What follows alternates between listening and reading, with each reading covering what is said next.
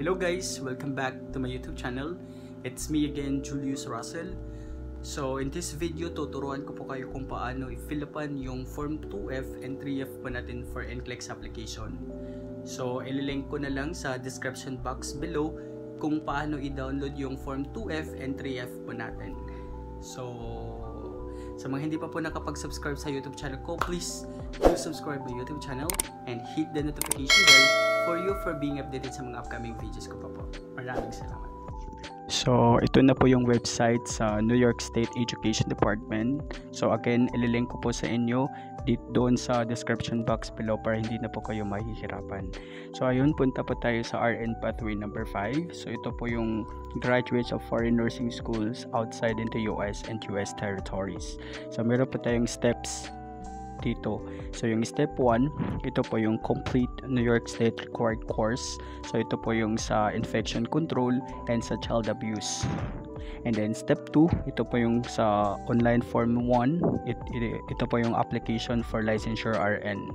Step 3, so meron pa tayong option 2. So andito po si certification of profession education, which is yung form 2F natin. Ito po yung requirements sa school natin. And then professional licensure certification form 3F naman, ito naman po yung sa PRC natin. So kung i-click natin to si certification of profession education form 2F, so ito po yung lalabas. So downloaded po to, pwede rin po ito ipi-print out. Anyway, pwede po natin ito fill upan through handwritten or itatype po natin siya bago ipi-print out. So, yung sa akin, pinili ko po yung penmanship ko.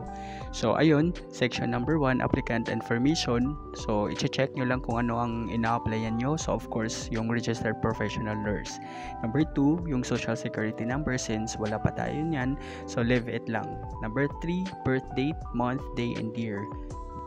So, dito sa number 4, ito po yung sa complete name po natin. So, reminder lang po, kung ano po yung nailagay nyo po dito, dapat same po din dun sa form number 1, which is the application for eligibility. So, yung iba dyan magtatanong sa akin, what if married na po sila? So, kung married na po kayo, kung okay na po lahat yung documents nyo sa PRC, like yung sa PRC ID, yung passports po natin, kung sinunod nyo na po yung name ng asawa nyo po, dapat yun din po yung ilalagay natin dito sa form 1, form 2, tsaka sa form 3. Okay? So, dito sa number 5, ito po yung sa mailing address. So, dito, dapat sakto, tsaka kompleto yung mailagay nyo po dito. Kasi kapag naipasa nyo na po yung NCLEX exam nyo, yung certification kasi nila, ipapadala nila sa'yo doon sa address na nilagay nyo po dito. So, ayun, dapat kumpleto tsaka sakto yung address na mailagay nyo po dito. So, ayun, yung nilagay ko po dito, yung zip code, like for example, 1234. So, kung saan man kayo, dapat sakto yung mailagay nyo po dito. So, ayun, country, Philippines. Dito sa number 6, ito yung print your name. Kung ano yung nakalagay doon sa diploma, yun din yung ilagay nyo dito sa number 6. So, yung iba dyan magtanong, what if married po sila? So, again, kung ano yung nakalagay doon sa diploma, yun din po yung ilagay nyo dito sa number 6. So, dito sa number 7, ito po yung name ng school nyo. Complete name ng school nyo. So, kung saan man kayo nag-school, so yun po yung ilagay nyo po dito. So, meron po ditong address, which is complete name of your school. So, ayun. So, dito sa ibaba, meron po tayong date of attendance. So, mas maganda kung taga-register po yung tatanungin natin tungkol dyan. Kasi ito po yung date kung kailan nagsimula yung klase hanggang natapos talaga. So, what if yung iba dyan transferee? So, again, yung ilalagay po natin dito, kung saan po kayo graduate, yun po yung ilagay natin dito. So, itong date diploma was awarded, makikita po natin yan sa diploma natin mismo. So, yung title of the degree, diploma issued to you, yun, lagyan lang ng Bachelor of Science in Nursing. So, dito sa number 8, ito po yung sa applicant signature nyo po. So, kung kailan nyo po napirmahan, ito po yung date na ilalagay nyo po dito. So, yun lang. Yun lang yung dito sa section number 1 kasi dito sa ibaba ito po yung section number 2. So, yung taga-register na po yung bahala dito na magpe-fill up. So, ayun, kapag okay na po, ibigay nyo po ito sa taga-register para ilagay nila doon sa envelope kasama po yung TOR, diploma, tsaka yung RLA nyo po. So, yun lang.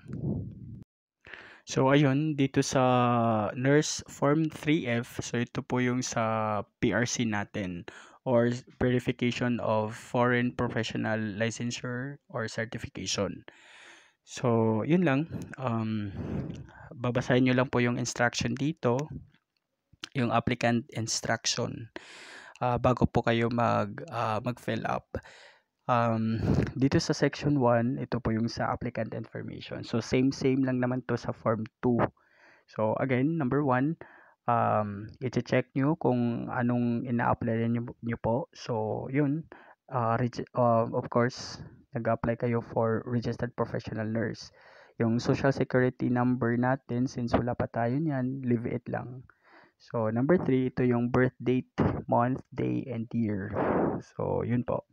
So, ayan, example ko po, 04/25, 1995. Ata yung nailagay ko dito. Ayun.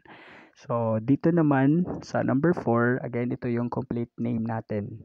So, kung single kayo, kung ano yung nakalagay sa form 1, ito din yung ilalagay nyo dito. So, kung married kayo, kung okay na lahat ng documents nyo, so ito din yung ilalagay nyo dito sa form 1, 2, 3, and 2.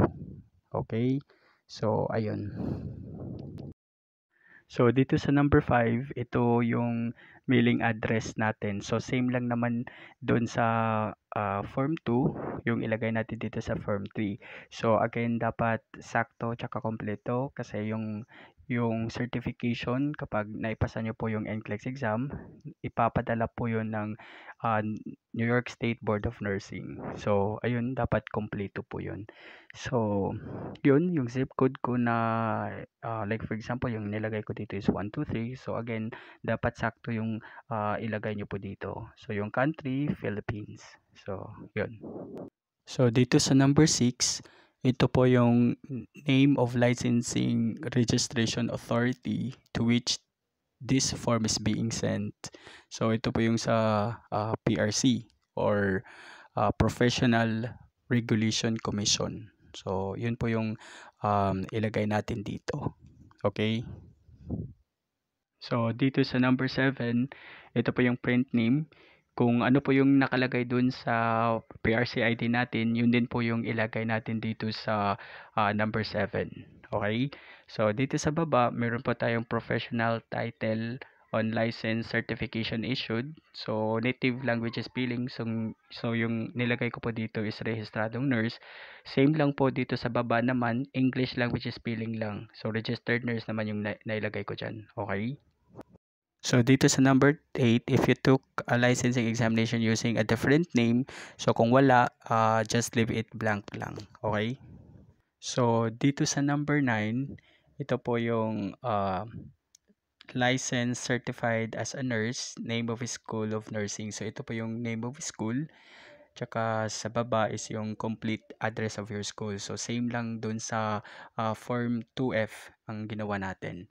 So, dito, date certificate of diploma in nursing was awarded. So, again, makikita po natin to dun sa diploma natin. Meron po naka-indicate dun kung kailan. Okay? So, ito naman pong certificate diploma title. So, ang ilagay natin dyan is yung Bachelor of Science in Nursing. So, ayun po. So, dito po sa number 10, ito po yung sa applicant signature. So, may date kung kailan nyo po napirmahan ito. Okay? So, again, itong section number 2, wala na po tayong fill upan yan. Sila na po yung taga-PRC yung bahala dyan. Okay? So, yan lang po. Maraming salamat sa panonood ng video to. Sana nakatulong ito.